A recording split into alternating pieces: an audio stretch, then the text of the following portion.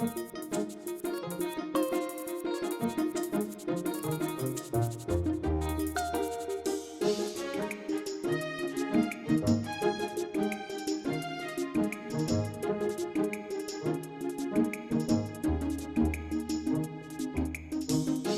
hi, everybody. Now calling the Sherborn Conservation Commission meeting of March 13th, 2025 at 7:17.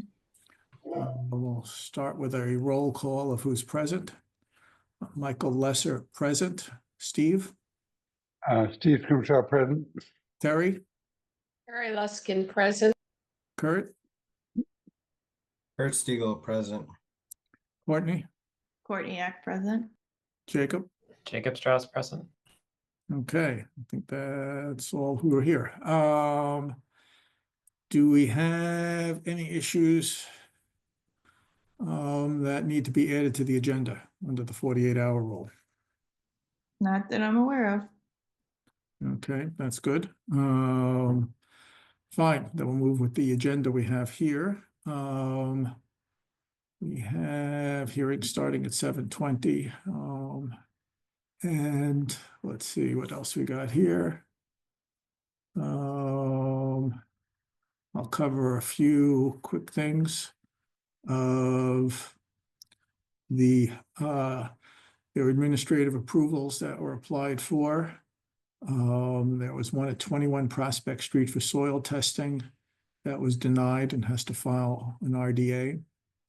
One for 113 Western Ave for a riding rink that was also denied because it needs to file a request for determination of applicability, RDA. Then there were 3 of them that were outside of jurisdiction and were approved for 109 Nason Hill Road for a septic system revision, 73 Washington Street for an addition, and 1 Deerfield Road for a deck. That's fine, and there was an approval of a tree removal, dangerous dead tree removal application at 53 Oldfield Lane was approved. Let's see, still have another minute. There are a couple of warrants there, only for a total of about, I don't know, $200 or $300, mostly for related to going to the MACC conference and some things there, as well as just postage and some mileage stuff, I believe, and also a membership for Joyce at the MACC. Those are in the folder. Running on here, I don't think we're going to have any minutes tonight. A lot of other things going on. Let's see. I guess for land management, actually, we'll continue that later. It's 7:20.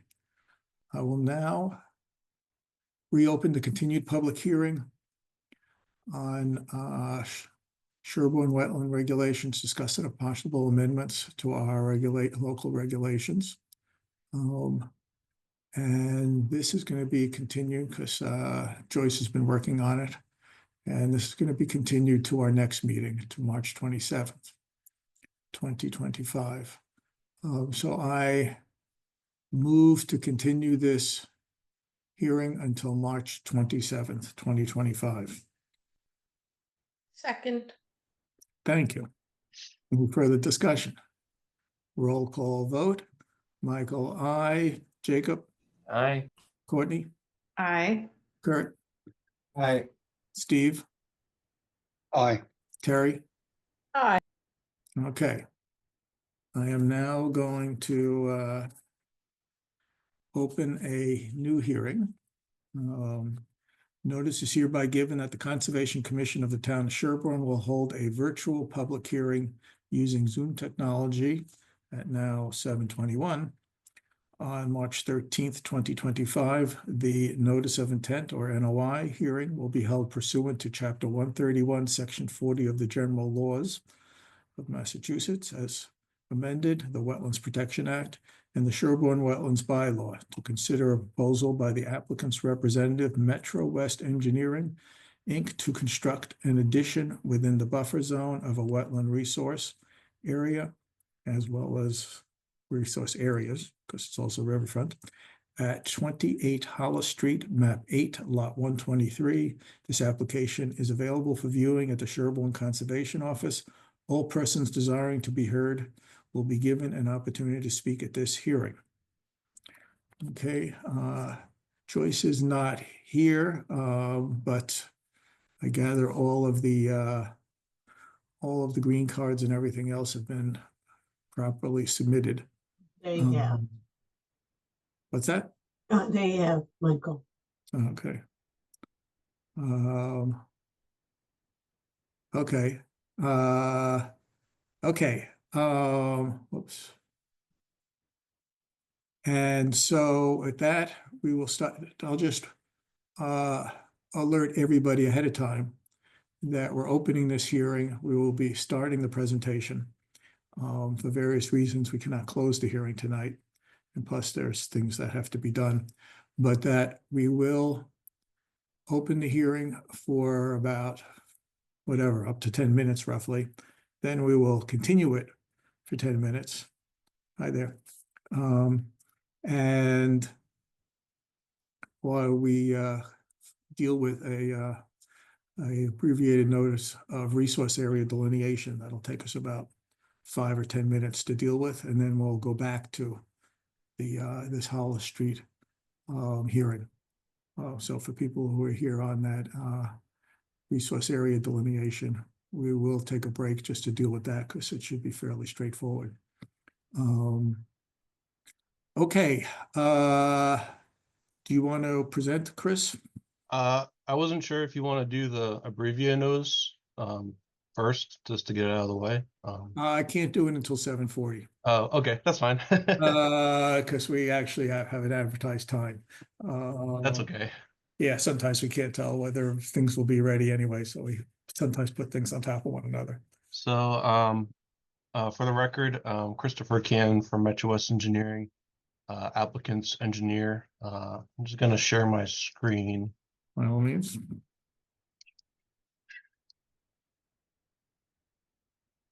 See that? Mhm. So, this is 28 Hall Street. If you're looking at the plan, north is actually going to the left, and then Hollis Street is to the right. 28 Hollis Street is located on the northern side of Hollis Street, approximately 900 feet southeast of the intersection of Fisk Street, Hollis Street, and Mill Street. The property has a total area of 292,908 square feet, or 6.7 acres. The property is presently improved with an existing house, detached garage, paved driveway, and a subsurface sewage disposal system over here towards the back. The existing house is located 150 feet north of the sideline of Hollis Street. And basically the soil absorption system is 450 feet to the rear of the house. Existing topography is moderate with approximately 16 feet of vertical relief sloping from the east to the west. And if you can see down here on the blue, that's Dirty Meadow Brook, a perennial stream that flows from the north to the south, and then it reaches a culvert underneath Hollis Street.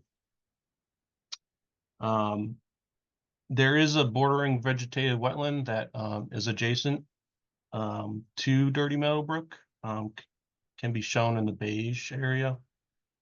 And then this red line is the edge of the BVW. And I'll discuss a little bit more about that later, but with that, there's a 50-foot no alteration zone, also shown in red. And then the purple is the 100-foot.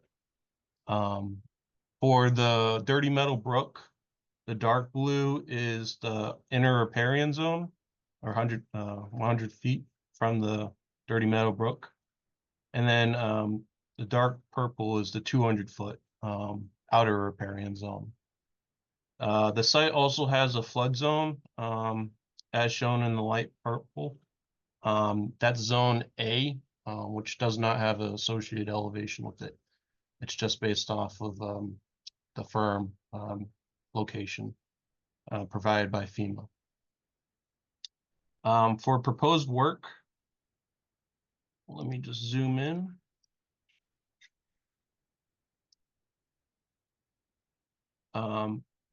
First, we would basically be removing a portion of the existing house towards the back. And then the detached garage would also be removed. In addition, we'll be basically abandoning this existing dug well located near the wetlands. That will be basically abandoned in place and filled in by hand instead of machinery. With that, we would be proposing a new garage addition that would be attached to the existing house. And then another addition to the back of the house, as shown in the blue.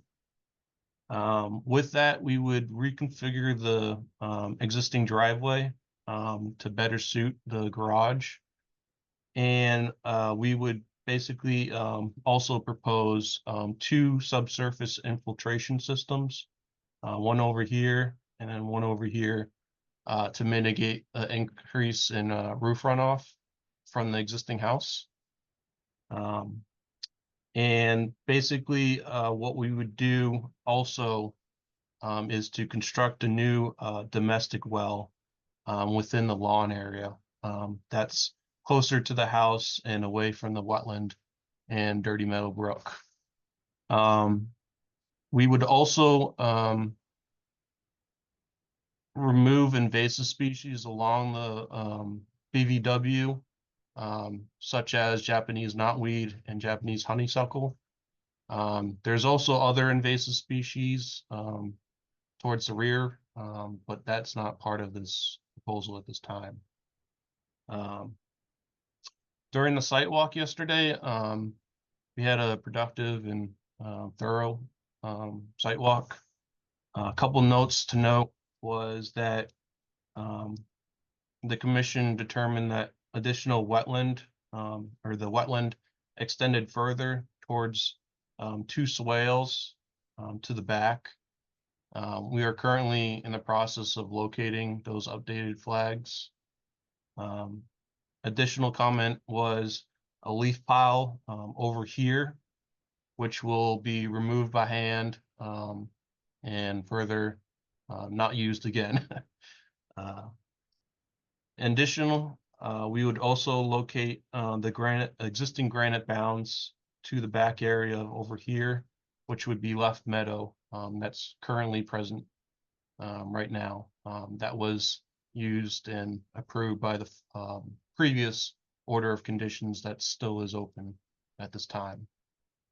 With that, the proposed project would remove all impervious area within the 50-foot, as far as now, within the 50-foot no alteration zone, and basically move all the development away from the wetland zone, close proximity to the wetland area. With that, I leave it to if the commission has any questions at this time, and we can address them through submitted revised materials at the next meeting. Thank you. For those, a little bit of a history in that there were several orders of conditions that were done previously, one for the septic system about 18 years ago, and then one about 7 or 8 years ago to do a somewhat similar project to this. The septic was installed. The last one, there was nothing, little was done except for maybe the monuments that came there. And so they have to go through certificates of compliance, completion, or compliance too, for those two orders and conditions before this, which will not be a problem, I gather. But so we're not going to be able to close this hearing in any case, besides what questions we all might want to have. Also, since it's also in Riverfront, there was an alternatives analysis done to see this that is in the folder, which seems to adequately address the issues of why the houses in this place here, given the geometry of the lot and the mitigation. So therefore, that is sort of covered. And I won't spend the time to go into it, but you can read what was submitted by the applicant in that area. In that case, so there are tables in the notice of intent about the square footage changes that are going on here. So I guess maybe let's see, how do we go through? Joyce has written a memo of some comments that she's also sent to the applicant about what needs to be done, which he's mentioned some of them in terms of showing the monuments on the plan and what we mean by naturalized and the well and such. I will have, I guess before I go on with some comments and other things and questions, I don't know whether other people have general questions about the project. I can also pull up some of the documents that we could talk about.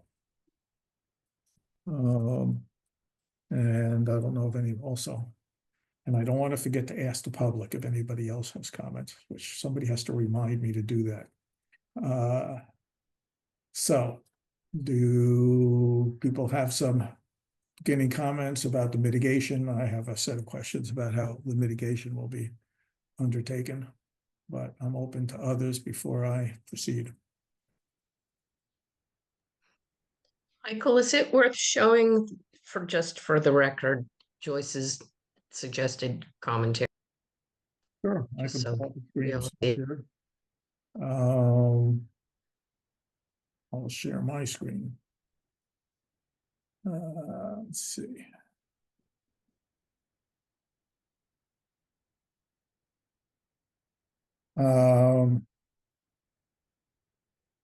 Here is on the left, obviously, is her memo. And on the right is some of the tables from the notice of intent. I could also pull up the plans as well.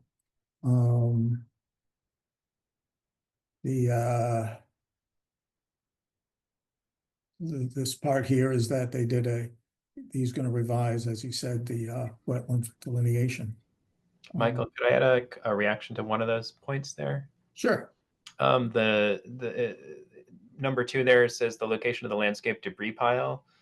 My recollection from the site visit is that there's actually multiple instances of sort of trash piles that are throughout the buffer zone, and we should have a condition to clean up all of them. And yes, it's worth indicating the one that Joyce mentioned here, but I think it's a broader point than that. Yeah, I guess it's 0.3. Right. Oh, sorry, 3. Yeah. Right. There will be a condition, as we saw in the site visit. There's all sorts of debris and other stuff in our jurisdictional areas. And so we will have a condition that requires all the removal of that natural material. How's that? And right, whether there was leaf debris in one place and probably in another. Maybe we have to go figure out exactly which ones we want, or that'll be something that'll be part of the mitigation plan when they do things. That would have to come back to us with the actual plan, because a lot of it is whether there's also a planting plan. There's more than natural debris. There's other piles of like old construction stuff and Oh, yeah, Lumber. I was referring to unnatural debris. Yes. Um, On the Yeah. natural debris end, I recall a conversation about potential for tree removal in that front yard near the um, leaf pile that Joyce had sort of called out originally. There's I a don't think tree it- there. it- It just might be worth addressing.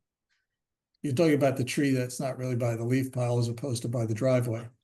Yeah, by the sort of between the leaf pile and the driveway. That's clearly no longer among the living. Well, that one's not right. It's on the decline, I guess, as we said to Chris, that they should consider whether they want to include in this some significant pruning or other kind of, or removal of that tree. But that's something they have to come back to us about. Right. Um, So not necessarily in this, but just to yeah, sort of right, reiterate, right. if there's going to be tree removal, it should just be mentioned. Right. So in terms of her comments from before, this is what's the alternatives analysis was done. They've elaborated on the well method, on the well abandonment that they're gonna do, which is a benefit of moving something out of the resource area. And they will put the specs on the plan, put the details on the plan that they've already sent us. And let's see, the naturalized area, right, they've submitted some of that.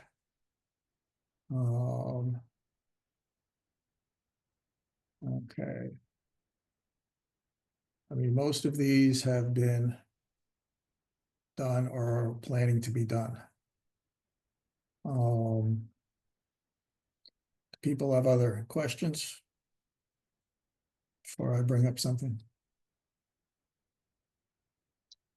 Okay, hearing none, Jacob. You have 1 minute, so I don't know if you want to decide whether before we switch. Well, I'll start. Yes, that's true. Thank you for that alerting. Yes, I will maybe pause and then maybe I will move on actually, and I'll move on to the other hearing. I move to continue this hearing until, let's see, how quick, it might be very quick, to 7:45 on today of March 13th, 2025. Second. Any further discussion? Roll call vote. Michael, aye. Jacob, Aye. Terry, Hi. Courtney, Aye. Steve,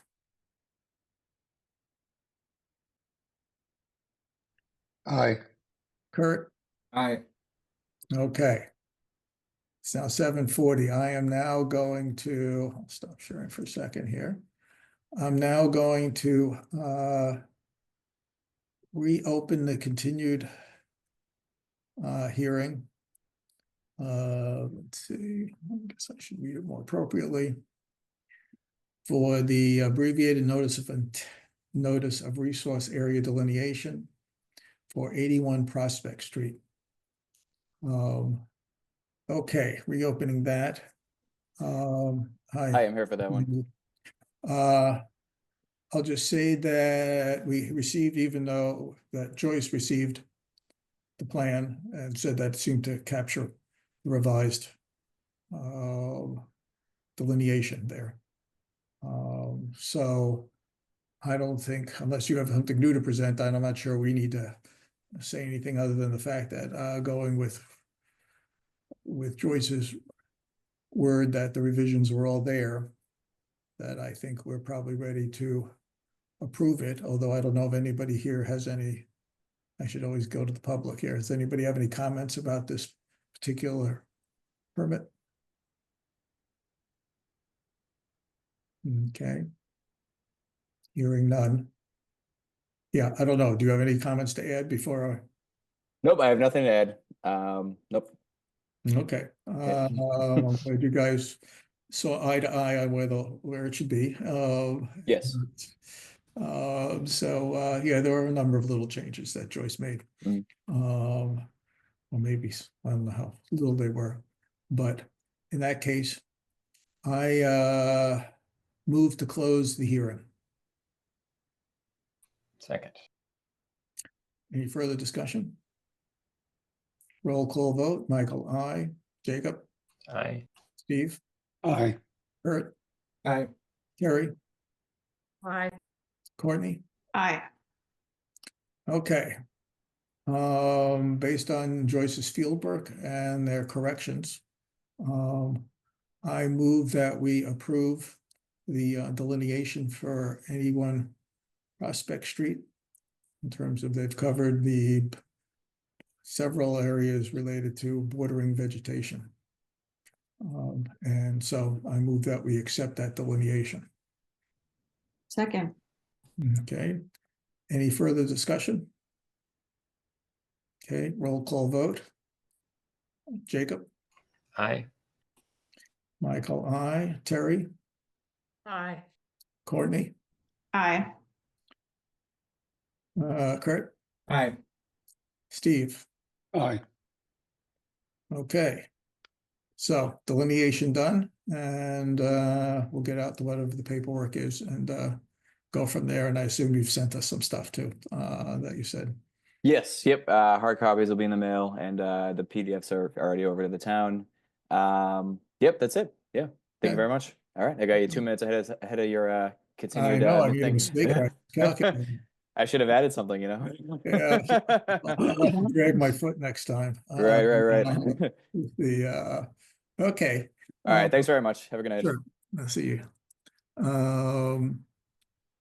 Let's see. I think somehow I can get away with, let's see if there's anything else we want to talk about. Is there, I'll ask about land management. Has there been any meetings coming up or any updates on The that? meeting is scheduled for the end of the month, so we'll have an update in April. Okay, so we'll put it off onto the April agenda then. Okay, that covers that topic. 40B projects, new projects were filed. And there's a site visit on March 26th. I can't remember what day. What time it is that day? Does anybody, I don't know if anybody, Courtney, do you remember what time it was that day? We'll try to send it out there. Hopefully some people can make it. I might be able to make it there to walk the site. It's essentially a new project it's in the Washington Street area with Greenwood, where there was a previous one. We've gone through for 2 homes that are on the Washington Street side, and then for part of the parcel towards the corner with Greenwood. I think it's a proposal for 2 duplexes. I guess it's a 40B with 4 units in total. One of them is affordable housing.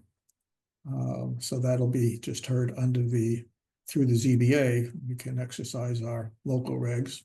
And then they'll have to, I think will come to us under the state wetlands regs and act once it goes through the ZBA process. And so we'll see that then. So we'll have to prepare for that. And so folks can make the 26th meeting site visit, that would be nice. I'll be away. Sorry. Okay, 7:45. I will now reopen the hearing on 28 Hollis Street. Okay, going back to some sharing of stuff here. I'll ask some questions here. I'll bring up some issues. So let me just no.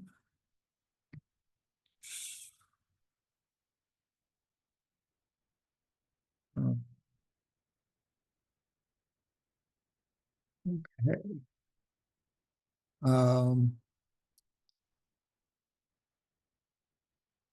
I just want to check on some of these tables here of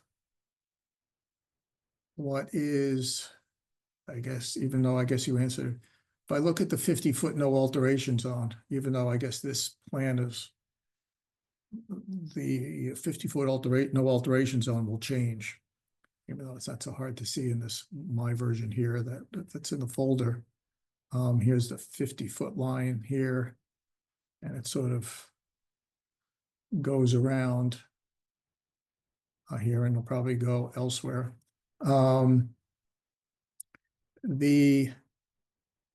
Okay, so the naturalized area in the table on the upper part here, that 44, is that just this area here? Is that what you're talking about? That's correct. Okay, fine. So there's some more area there that's naturalized. The impervious area is a change around with the garage. And the lawn area is, what is the lawn area that you're talking about? That is that somewhere here? Where is the lawn area that? Both So here and both in the 50 to 100 and the 0 to 50. So the lawn area, yes, it's between the house, the detached garage and the tree line. If you see, This the area down here? semicircles, Yeah, no, a little bit north. okay. I'm Um, talking about this area here? Yeah, there's a tree line, yeah, that goes, between the invasives and, the house. And basically the tree line distinguishes between the naturalized area and the lawn area. Okay, yeah, no, it just seems that this whole area here is, if this is the tree line here, That's correct, yes. then none of this blue area extends into the tree area. So it's not clear to me what is the naturalized area or lawn area that's being reduced. Because it's reduced by 27 is small here, but here it's 4,200 square feet here. Well, So- that's the meadow area. That's No, within that the area 100 is the feet. naturalized area, I think. That's correct. I'm trying to think of I'm trying to understand what this lawn area change, where that is. That's the meadow area to the left. Oh, You so see the 6,500, I mean, 3,500. that's this Yes. area here. Yep, that was previously lawn area. And then that basically was left to naturalized under the previous order of conditions. Right, that's only 35. If that's the area, that's only 3,500 square feet, of which some of which is in the 0 to 50. So I'm not sure where the 4,000 number. That's from. with the proposed garage, raising of the garage area. Okay, so that's the sit here, whoops. So that's this little area here on top of that, Yes, there's you would be basically okay, that's the sum. There's somehow 700 square feet here plus the 3,500 square feet. well, there'd be some additional impervious area being created, so that that area impervious area would replace the lawn area.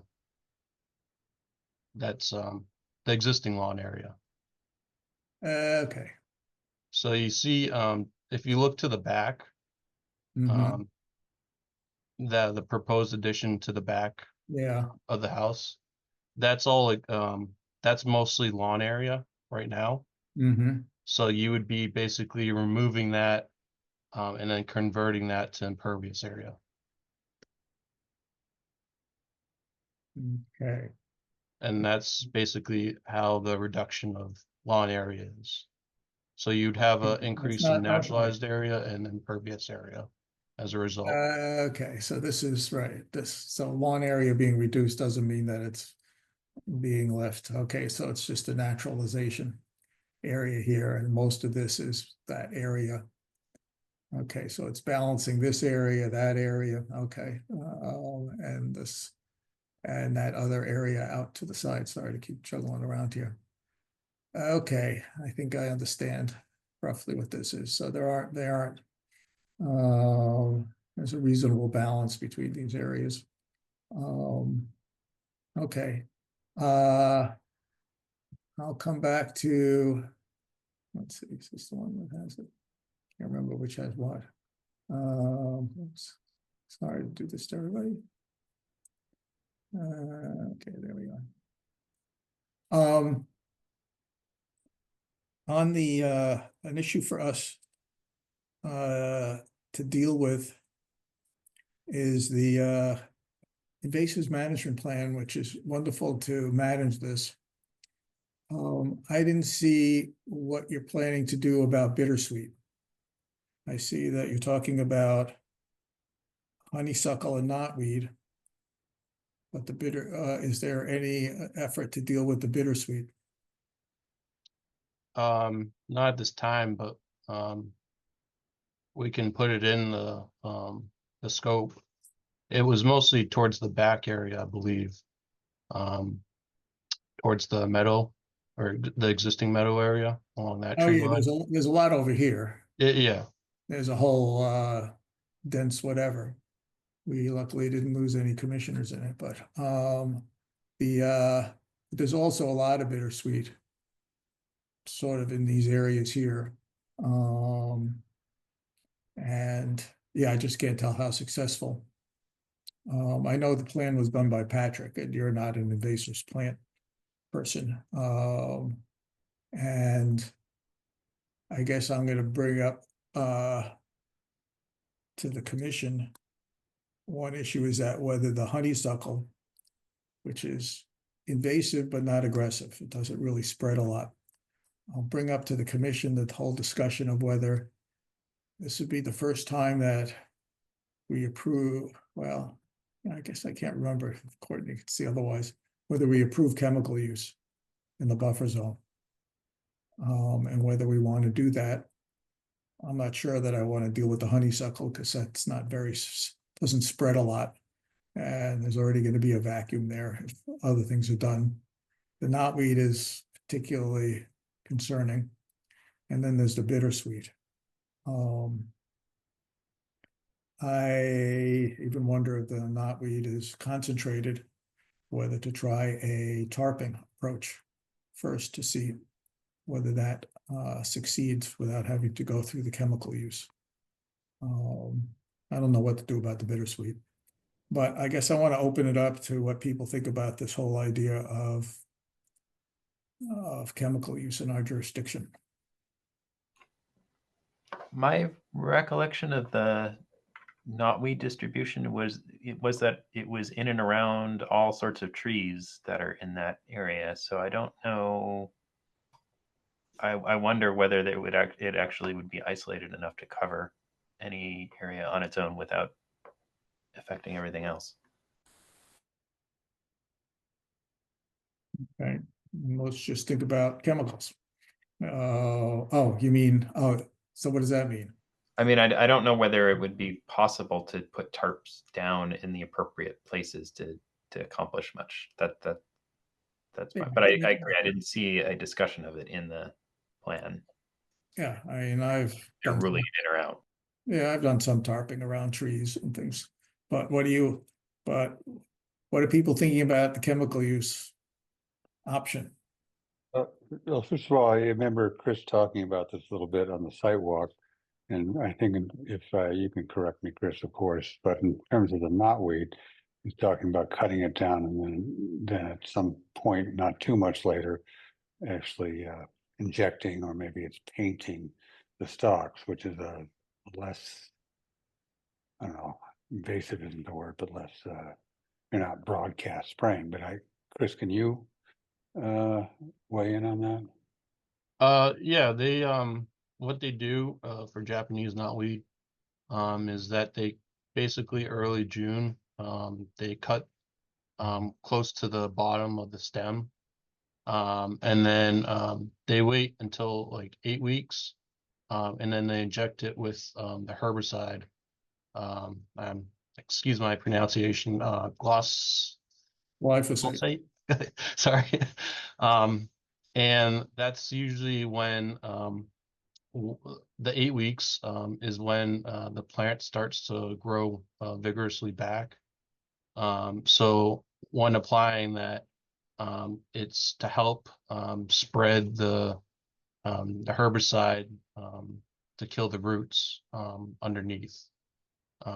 And I'm not an expert on herbicides, but from what I was reading on Patrick Gardner's invasive plan, it was somewhat friendly, and it was not so much as in targets surrounding plants as more specifically the plant that's ingested.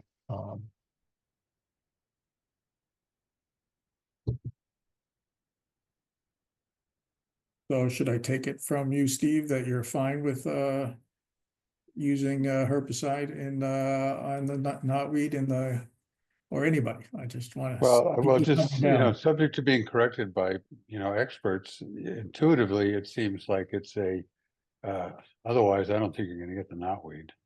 And so not keep it out anyways. Okay. My personal experience dealing with knotweed would agree with that. I mean, unless you're out there every 3 or 4 weeks plucking every stem and do that for years, I don't know that there's an alternative to herbicides. Okay, so is the consensus that people would, I mean, in the NOI, people to read, there's a sort of 2/3 through it in that document that we have. There is Patrick Garner's invasive management plan with very specific details, some of which, as Chris just said, involves careful timing of the injection of the herbicide into the plants at a specific time or height or whatever, depending maybe how that develops. And so he has some fairly detailed plan there for the honeysuckle. I mean, he has it for the honeysuckle too, but for the Japanese knotweed. Should I take it that does anybody object to the use of the herbicide in a controlled manner as prescribed, as listed in the notice of intent? Besides possibly me. I have less concern because it's not being sprayed, it's injected, it's glyphosate. It does degrade fairly quickly compared to some other chemical methods of dealing with these things. I see it as preferable to well-intentioned letting it run away a little bit if there's a plan for a regular attentive injection and management and mention over more than just one season. That the consensus of everybody else? I'm not going to belabor the issue if the vast majority of the commission is comfortable with Japanese knotweed procedure. I guess I hear from at least 3. I don't know what Courtney or Kurt think. I don't think there's any way to get rid of all that knotweed without using a chemical control. That extent of knotweed spread all over. I do want to look at the plan a little bit more closely because, like Terry said, the chemical use needs to be judicious, which I think, not broadcast spraying it and having the timing be correct, but also the follow-up, because I don't think there's any point in taking the risk of using chemicals if you're not going to follow up and ensure that you're actually doing an eradication. Yeah.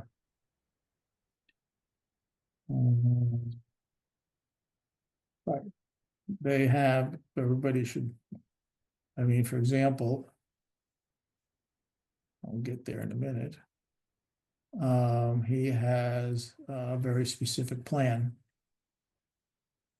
It's the timing of certain things as well as the follow-up. He very clearly says there's a control phase and a maintenance phase. So this will be going on for several years. And I mean, it's more detail than it's showing here, but if you can even read it.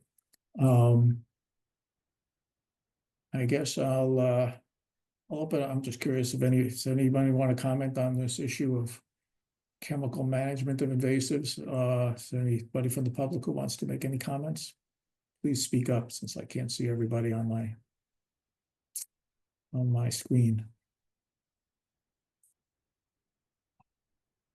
Okay. Well then, I do have a question yeah, as to and our role in all this. How many years out can we reasonably ask someone to manage invasive plants? good question. And how much do we want to trying to look at what he has in the management, the maintenance schedule, the way they specify. Well, so his maintenance schedule actually puts it on the commission to provide a schedule and protocol for monitoring. Oh, I see, right, yeah, I forgot about that.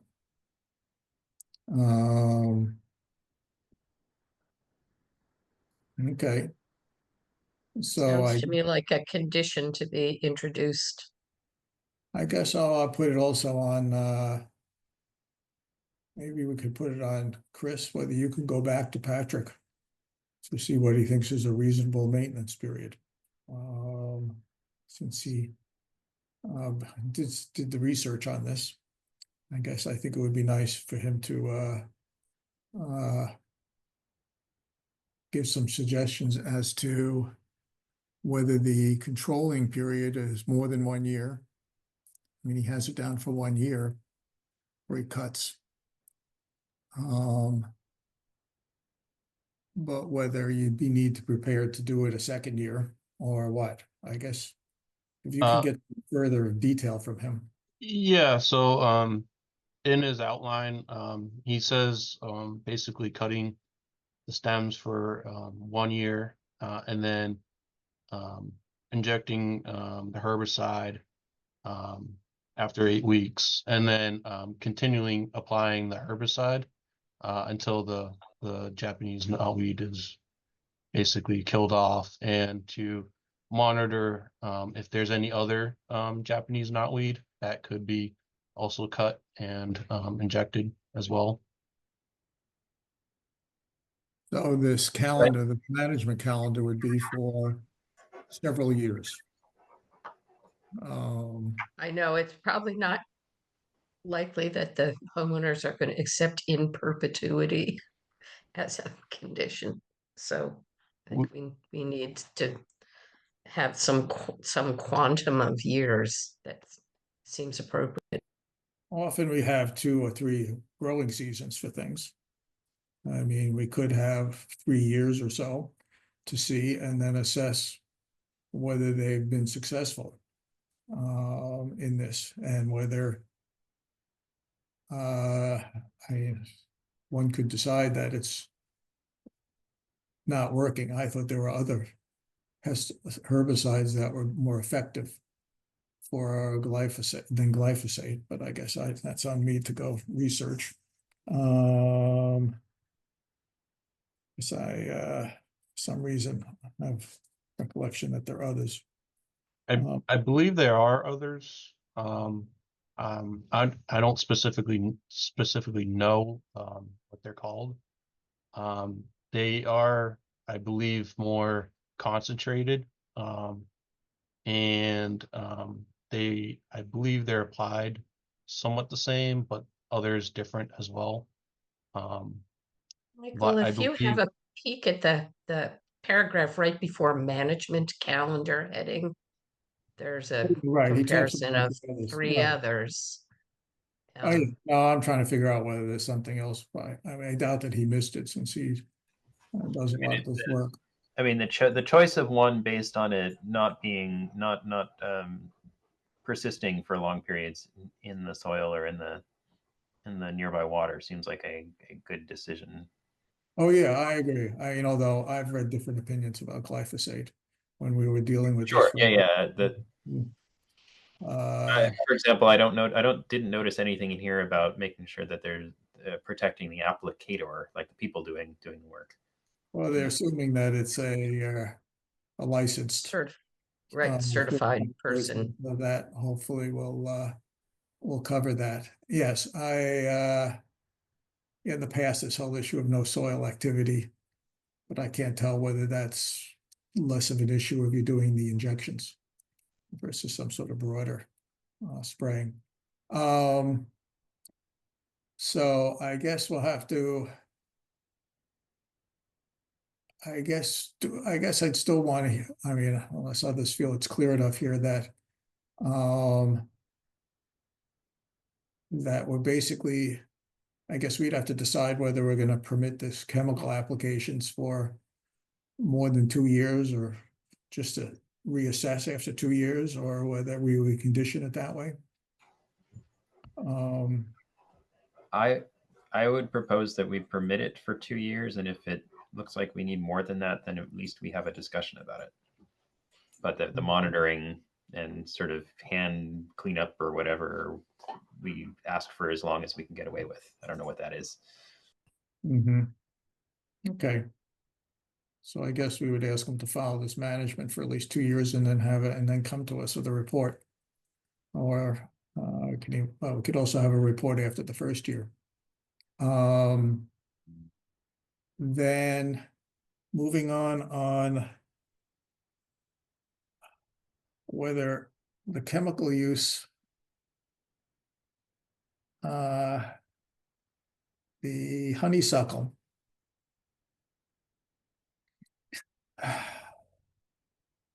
I'm trying to decide how important the honeysuckle is to be dealt with, and whether that's just one less need for chemicals, and whether we just let the honeysuckle be, since otherwise I think it's going to just be more of a vacuum, which comes back to the planting plan, I guess, overlaps with the planting plan. I don't think I saw it in the notice of intent, but I did see it on the plan. I guess, is it in the notice of intent? So basically, kind of any areas that are void based on the removal of the invasives, we can plant some mitigation plants in that area to compensate for the void areas. Right. Yeah, which is nice. I like this idea that there's going to be shrubs are planted 6 feet apart. I guess these are clusters of shrubs.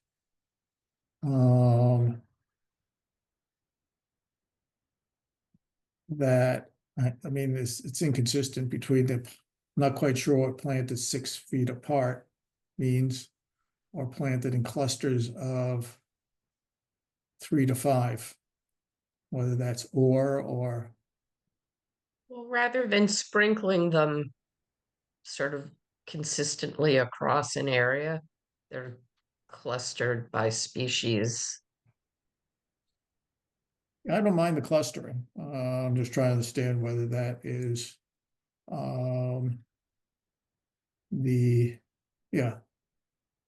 whether they're basically these clusters that are 6 feet apart, or maybe they'd want to be further apart, because I guess I'm not clear what that means. Because if they're 6 feet apart in clusters of 3, then they're going to be 50 plants would be used up in no time and not have a lot of coverage. Even though it says below overall a density of 1 to 64, which is basically equivalent of 8 feet on center. I don't know, does anybody else find a little, what would we want, I guess, as opposed to what is proposed here?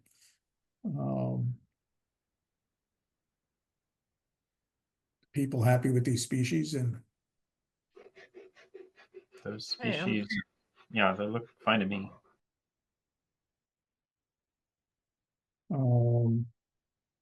and I guess the quantity will be based on the square footage of area, or they've got, I guess this is where the plantings would be. Essentially, yes. So like any areas that aren't occupied by other like native plants, when they go to remove the invasive Japanese knotweed, if there's like an open area that doesn't have any natural plants, would basically plant there with a couple of those mitigation plants. Okay, I guess it's sort of a, I guess it's, but I guess is the planting going to start after you've done all the, I guess the knotweed area, can you plant in the same area that you're doing the knotweed removal? We'd maybe want to for the first year cut them and then monitor them well, and then the next year we might want to plant them just in case. But we can do them the same year if that's preferred. Yeah, no, I don't know what's best, whether at the same time that you're doing the knotweed, whether you hold off the planting for a year. I guess that's something you could ask Patrick about, what he would suggest.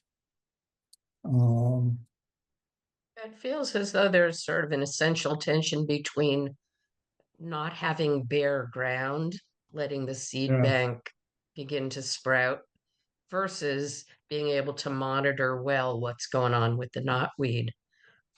You know, the important part is that the whatever, use glyphosate or whatever, is really, as the energy of the plants retreating down to the roots, August and September, that's drawing the pesticide, herbicide down into the root structure, which is really what you're trying to get after. Yeah, I mean, I could imagine you could do some planting at the same time, if there are gaps to start with. As Chris was saying.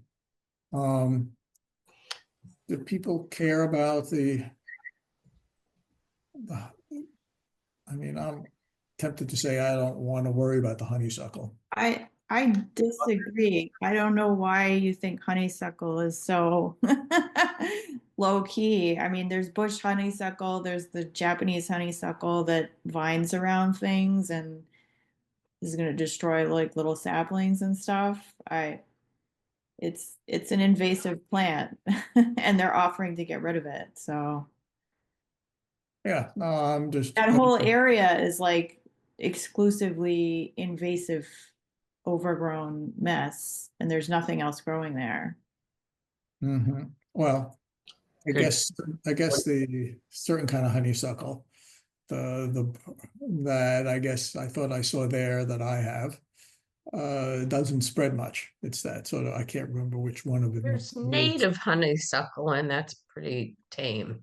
Oh But yeah, I have that the too. But the regular, Japanese, yeah. Well, there's a scrubby thing that I think, thinking with Michael's talking about. In my mind, I'm remembering something Tartarian honeysuckle, an alien shrub that is not as invasive. So but the bittersweet is horrible. Michael, since we have a invasive proposal that doesn't seem to talk about it seems to be. I mean, should we just go back and ask why they chose to focus only on these two and not also the bittersweet? oh yeah, no, I think he has to, in those areas, I mean, obviously there's bittersweet in lots of areas. But right, in those specific areas that we're getting for mitigation, it would be nice to combine it with getting rid of the bittersweet. And so, yes, as to your point. Are you okay, if we do add the bittersweet, that be removed by mechanical means? Yes. Sure. That would be great. Yeah. Is there any kind of herbaceous or ground level stuff shy of before you get to shrub level that might survive in that area there? I'm just sort of curious as a general question, or whether it's just too dark and leaf ridden that there's nothing to grow there that shy of shrubs. I think it all depends on what's in the soil bank. Mm, There's just no Yeah. predicting There in could it. be tons of ferns that grow in there. We just, We were there at the wrong time of year to look. yeah. okay. So we'll have to see what comes up.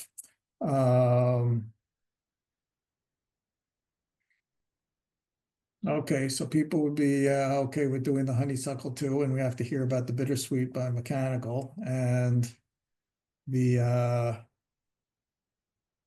and the plantings, I guess. Will do we need any revision? I guess I'm still trying to figure out whether this is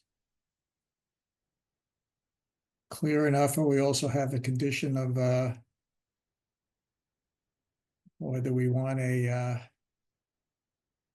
planting plan that comes back to us once they've started clearing out everything. Whether that would be a condition, but based on this kind of issue of in those areas about at least one plant per 64 square feet at a minimum. And they could come back with the details, kind of a condition that we would feel comfortable with and it's practical.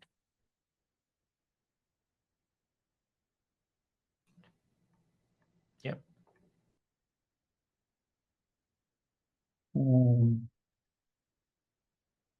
Then, and okay, so the idea of tarping the knotweed to the extent that it's concentrated is okay. Folks don't want to consider that. Okay, I will drop it. The knotweed was everywhere. That was the problem. I thought it was just there was a few. Okay. Well, I can't tell if it's all invasive with bittersweet. Whether tarping that area, some area, might be the best way to deal with the whole mixture of cutting down the honeysuckle and the bittersweet and some knotweed, and then just tarping an area. Whether that's worth it to try to do it one area just to see if that is any better an approach. I mean, the problem is it's in a forested area. So it just would be nuts trying to go around all the trees with tarp. Plus it's bad for the trees. Yeah, no, I wouldn't do it for the whole area. I'm just saying if there's one area that's not treed. I mean, if there was an area that was out in the meadow, isolated from everywhere else, then sure. But I didn't notice one of those Okay. areas. The field. Moving on then, the field. So people, do we need any, people want any more clarification or edits to this?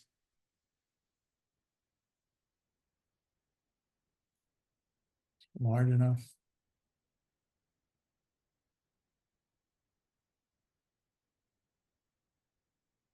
I wish the density were less than one plant per 64 square feet. It feels a bit sparse to my brain. They do have the 6 feet centering here, which is one every 36. 36. And this is one every 8. Right. We might want to, because it's a vacuum that you want to sort of fill in. Well, do we want to say, ask whether the applicants are willing to reduce this to keep the 6 feet and change this to 36?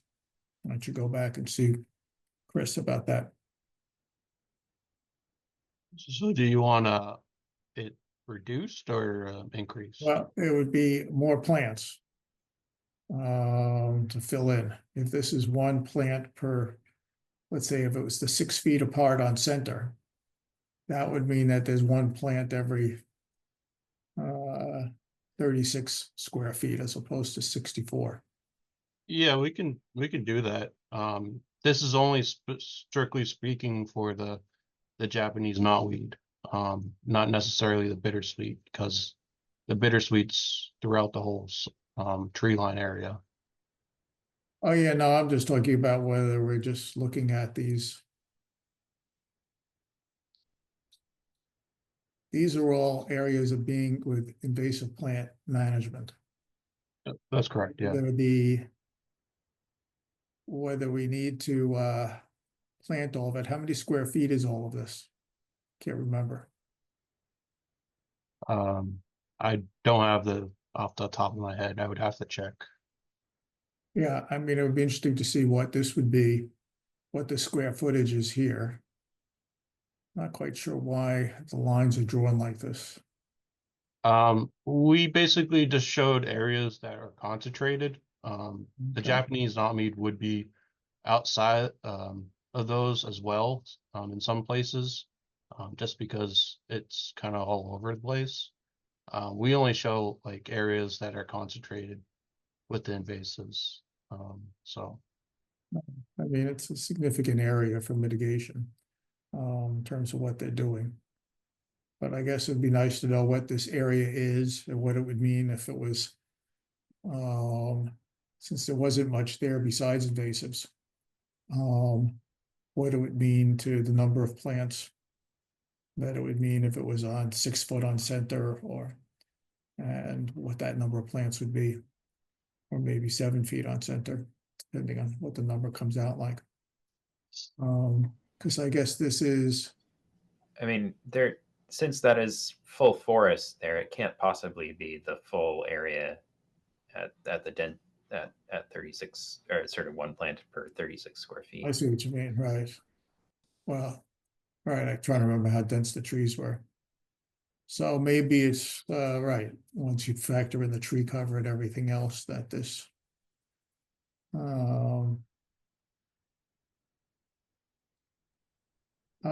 this area, this whole thing here seems to apply to wherever the invasive plants are removed, not just the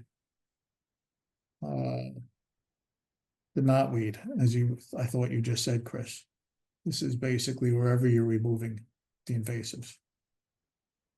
well, the bittersweet is basically along the entire tree line.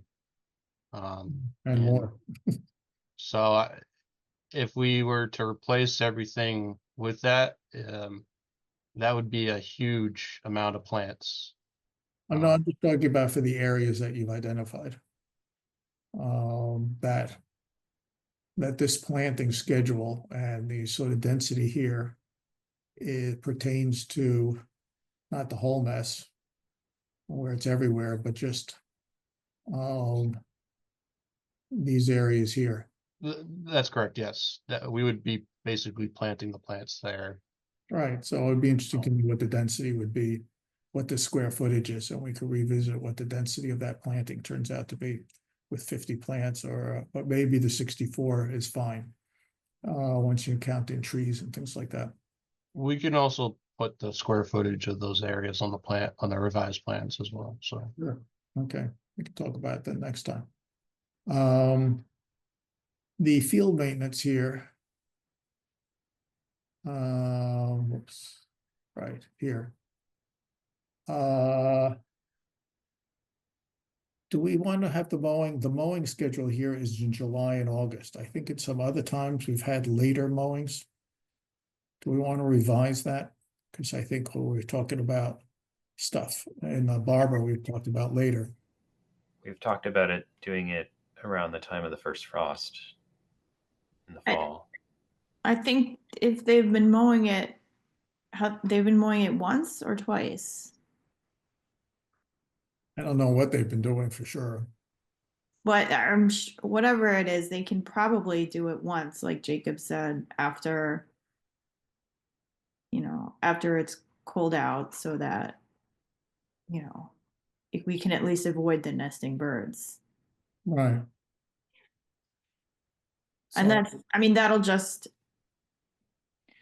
for the purposes of keeping woody invasives out, which I'm sure they want to move in. Right, yeah, I'm just trying to, somewhere on the plan.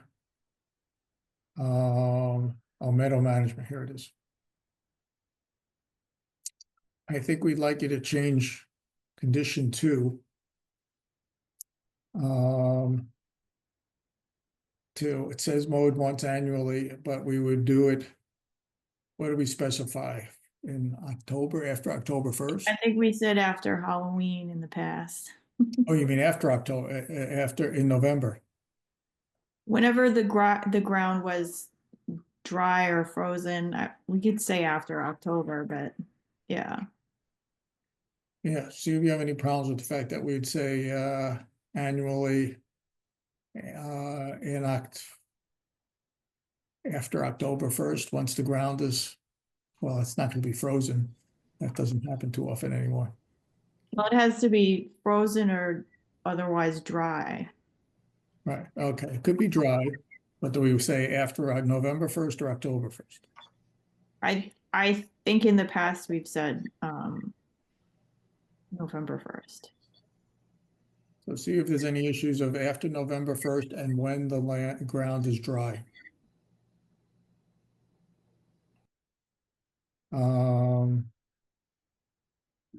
Do we care about the height? 6 inches, is that? Wait. Yeah, that's fine, but also there shouldn't be any disking. Right, that's my next question, right. Once every 5 years. I guess the disking would just disturb the whole top. There's no need to disk it because it's not a managed hayfield. Okay. So see about dropping 0.6. Let's see. Just going down my list here. So we have the bittersweet to be done, the planting's there. Okay, I've gone through my list. Does anybody have any more points to bring up with Chris for next time?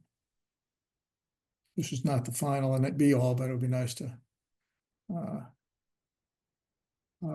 do that, to get him more feedback. We could always give it to him along the way. And he has Joyce's thing too, which I think he's dealt with. Okay. That's it, I think, for tonight. Do you have any questions for us, Chris, or any other things you want to say before we continue the hearing till next time? I just had just needed quick clarification, and I'm not sure if it would be best to reach out to Joyce, but one of her comments was to show the lawn area. But Yeah. I'm not necessarily sure because it would be along the tree line. If that is the same thing, then that's because I don't think I think the lawn area is bigger than the tree line. Like even when I If look it is at, the tree line, then we can just note it on the plan. And right, if there's areas where it's not the same as the tree line, then we'd have to have it mentioned. But yeah, you can touch base with Joyce if there's Michael, and if there's a specific area that you recall was like lawn, but within the bubbly line of tree line that you could certainly go back to Joyce about that. Okay. Okay, any other questions or comments from anybody? Any comments from the public? Not sure who's still here from the public. Hi, Tom.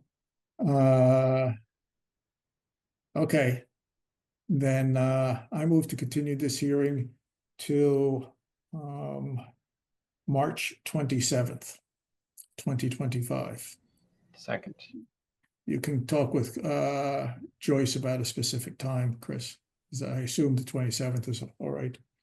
And might that work for the homeowners?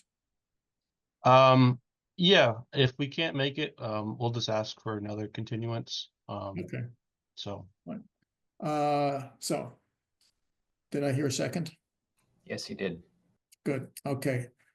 Any further discussion besides my babbling? Okay. Roll call vote. Michael, I. Jacob, Aye. Steve, Aye. Kurt, Aye. Terry, Aye. Courtney. Aye. Okay. You're released, Chris. Thank you. thank you very much. Have a good night. Okay. Moving on. See what else you have here. Yeah, the certificates of compliance are not on 28 Hollis Street are not being granted yet. I think there's an issue of collecting a fee and maybe something else. We did land management, the 40B, got to do the site visit. The last item here is the MACC conference. I'll just say I'll write it up to some point, but despite what's going on in the rest of the world in Massachusetts, there seems to be some good progress at the on environmental and some renewable energy siting issues that are not totally dependent on federal level stuff.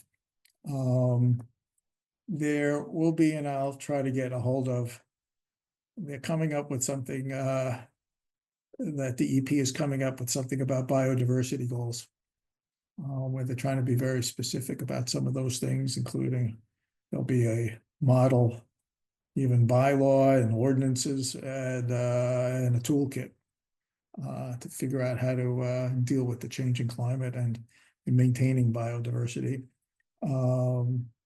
So because there was an executive order that the governor put out to protect, restore, sustain, connect sort of areas for biodiversity. And another thing is that there's going to be at some point, it might take a year, but there's going to be an abbreviated process for citing renewable energy projects such as solar that will sort of look at and that all the town boards have to do it all at once in terms of permitting of these projects. So conservation or planning and zone, whatever it is, you have to do it all at once and get it done within a certain 90-day period. So things can be done expeditiously. And I sort of understand the rationale, since their logic is, even people who weren't just in the state government, is that to some extent, to meet the targets of net zero by 2050 and the ones along the way, that there's going to be some forested areas that are going to, they think, need to be cut. And there'll be some areas that come under our jurisdiction. And even though wind is supposed to play a very large role, that still need to do more on the solar on the ground. That will come to us at some point. We'll see who's still on the board of the commission at that point. And yeah, hopefully the wind won't be too delayed by some of the policies in Washington. So that's another thing. And what I thought was even a little more practical, that I have to go, I'll send out the handouts, is on wildlife habitat. There was a guy who spoke from a firm that does a lot of wetlands work. And they do, for wildlife habitat improvement, they do things that we've generally not had people do. That the idea of doing brush piles and large wood debris does not lead to the invasives. Invading, that we've generally worried about, or we've often told people to clean up brush and things like that. And so I mean, that's probably just a function of there's a lot of invasives there to begin with. But they do wildlife habitat improvement plans that include a certain kind of design of creating brush piles of a certain density, leaving it airy. They often, when trees are cut down, they would say you can leave the top of the tree just lying there because it provides a kind of habitat for all sorts of things. And I guess you're thinking by function of food and forage, shelter, breeding areas. It's also for migration. So we might want to think about revising how we deal with that. I think even on Maple Street, those of you who were here, they were cutting down some trees and we had them taking them away and all the slash, all the branches. Whereas now, under the way this guy recommends doing things, that maybe some of that stuff should be left, or more of it should be left. And they even have creating cavities and snags. If you're cutting down a tree, leave a snag. They also suggest, well, you actually take a drill and you start making holes in the tree to start with. And so you jumpstart the process of creating some sort of hotel for birds and animals. They even have guys who take chainsaws and create cut off the outside bark about an inch and create 8x8x8 cavities in the tree, and then they put back the bark with a hole in it. And they nail back the cover so that you actually create not just a hole in the tree, but a whole cavity inside. And so and also even for rock piles, he suggests 2-foot rock in diameter, but rock piles provide a habitat for all sorts of things. And that if there are a lot of rocks on a site, that stacking them, not small rocks, I guess have to be big ones, will actually be a habitat improvement. So unless, I don't know, this whole idea that it attracts invasives with these piles, maybe that was a mistaken thing if there's not a lot of invasives present to begin with. So I think we might change how we condition some of these efforts that go on in the outer buffer zone. And I'll send out some slides of this guy's stuff or whatever. Any questions or comments? That makes sense for leaving large or sort of big pieces of tree or big pieces of tops of trees or even constructing piles. But I think it's probably different from the ongoing here's where the landscapers sort of add to every week or two. We may want to figure out how to separate those two. Oh, yeah, that's for sure. No, I think, right, without a doubt, we don't want to have that kind of continual debris. But right, even if they cut down a large tree and leave it there and just maybe we have them drill a bunch of 2-inch holes. Hey there. Drilling a bunch of 2-inch holes seems like a waste of electricity or chainsaw fuel. Like the woodpeckers have no trouble making the 2-inch holes like in short order. No, it's not for the woodpeckers, it's for the other animals. Yeah, but I mean, just look outside right now. There's so many fresh holes everywhere. They don't have any problems making holes. So maybe that's a step too far, but that was just one of the things that he does in his work. That's fine if it makes him feel good, but Well, I don't know, but whatever. We'll go from there. So I don't know, you're looking cute, Courtney, with your horns. Um, uh, so, any other comments, questions? We'll just see what it means when we get to conditioning something. Okay, let's see, I guess, I don't have anything on beavers, but they're around. We'll see if we have to do, I guess there are a lot more choices as to if we have culverts that are getting blocked by beavers, which I guess there is one, I guess I just saw there was something on, Everett Street that, there's a concern about as somebody put it, a 60-foot beaver dam by their house, which is quite impressive. I think we need to have a site visit just for the architectural or civil engineering work that these fellow creatures have pulled off. So, but we're finding ways to coexist. They do create, although it's interesting, I think in the letter that we got people worried about water quality with all the water ponded up, but sometimes I think it's better with the ponding that you get better water quality, more full time for things to filter. Okay, on that note, any other comments or any other issues before I adjourn the meeting? Okay. Move to adjourn at 8:43. second, Let me click on that one.